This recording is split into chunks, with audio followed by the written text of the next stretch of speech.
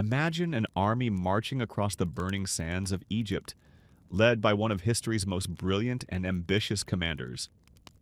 Thousands of soldiers, scholars, and artists set out not only to conquer territory, but to unlock the secrets of an ancient civilization. Yet when they returned, their archives filled with priceless discoveries were seized, hidden, and in some cases lost for generations. This is the story of Napoleon Bonaparte's Egyptian expedition, a campaign of war and science that left behind mysteries still debated more than 2 centuries later. Don't forget to like, subscribe, and ring the bell to stay updated with our latest videos. In 1798, Napoleon was not yet the Emperor of France, but a rising general hungry for glory. France and Britain were locked in a global rivalry. To strike at Britain's wealth, Napoleon proposed an audacious plan: invade Egypt, cut Britain off from its colony in India, and establish a French empire in the east. With the backing of the French Directory, he assembled a force of about 40,000 soldiers and sailors. But this was no ordinary army. Alongside the troops marched more than 160 savants, scientists, engineers, mathematicians, artists, and linguists.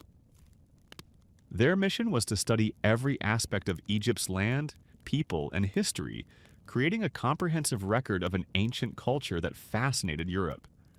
The expedition began with dramatic success. In July 1798, French forces defeated the Mamluk cavalry at the Battle of the Pyramids, opening the way to Cairo.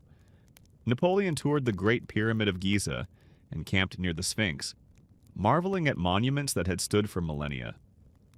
He ordered detailed surveys of temples, tombs, and ruins, while teams of naturalists cataloged plants, animals, and artifacts. Artists sketched hieroglyphics, engineers measured the Nile, and chemists analyzed the desert soil. Their work would eventually produce the monumental publication Description de l'Égypte, one of the most ambitious scientific studies of any country ever attempted. But the glory of the early victories was short-lived. Just days after the triumph at the pyramids, the French fleet anchored in Aboukir Bay was annihilated by Admiral Horatio Nelson at the Battle of the Nile. The destruction of the fleet stranded Napoleon's army in Egypt, cutting off reinforcements and supplies. Meanwhile, Ottoman forces, supported by Britain, prepared to strike back. Napoleon pushed into Syria in 1799, but was forced to retreat after a bloody siege at Acre. Facing mounting pressure and political turmoil back in France, he secretly returned to Europe that same year, leaving his army to fend for itself. The scholars, however, continued their work, even as the military situation deteriorated. In 1799, one of the expedition's soldiers made a discovery that would change history: the Rosetta Stone, a slab inscribed with the same text in 3 scripts: Greek, Demotic, and Egyptian hieroglyphs. This artifact became the key to deciphering the ancient Egyptian language, though that breakthrough would not come until decades later. The French scientists carefully documented the stone and prepared drawings, knowing it could unlock a forgotten world. By 1801, British and Ottoman forces forced the remaining French troops to surrender. According to the terms of capitulation, all scientific collections, notes, and artifacts were to be turned over to the British. The scholars protested, arguing that their research was independent of the military campaign. General Jacques-François Monod, who commanded the remnants of the army, initially refused to hand over the materials. Tensions rose as British officers demanded the treasures, including the Rosetta Stone, astronomical instruments, and crates of manuscripts. Eventually, under pressure and facing defeat, the French relented. The Rosetta Stone and many other priceless objects were shipped to London, where they remain today in the British Museum. Not everything, however, made its way to Britain.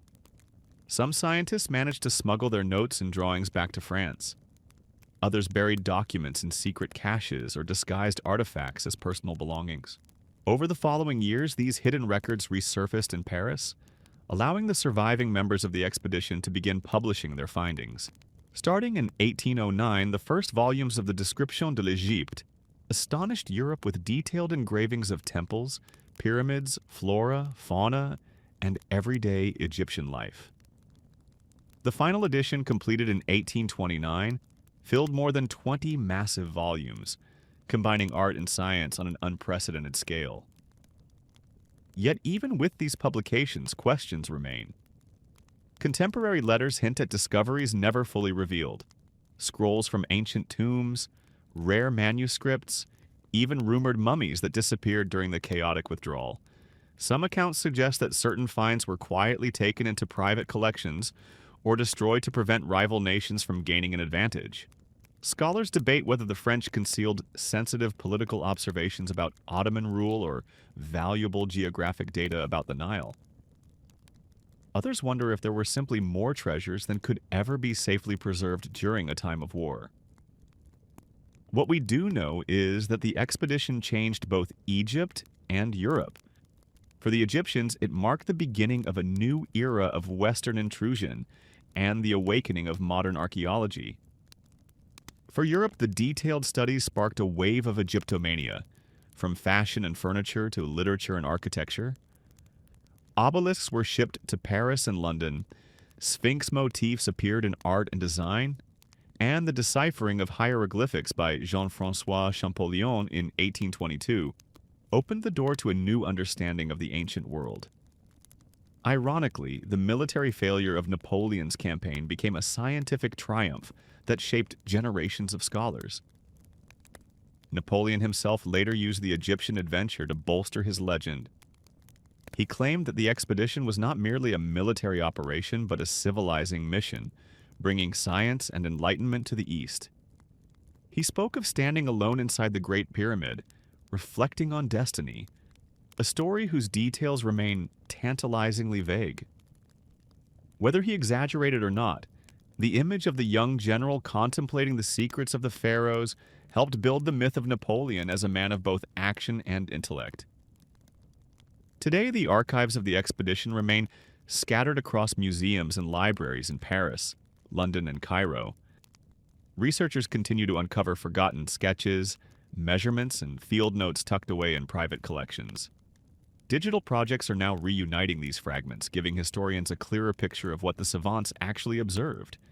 Yet the idea persists that some records, perhaps the most sensitive or spectacular, were lost in the chaos of war or deliberately kept from public view. The mystery of Napoleon's Egyptian expedition is not about a single missing artifact, but about the fragile nature of knowledge itself.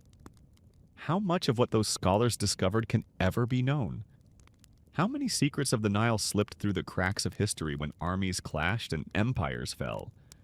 Every new document that surfaces offers a tantalizing glimpse of what might still lie hidden in dusty archives or beneath the shifting sands.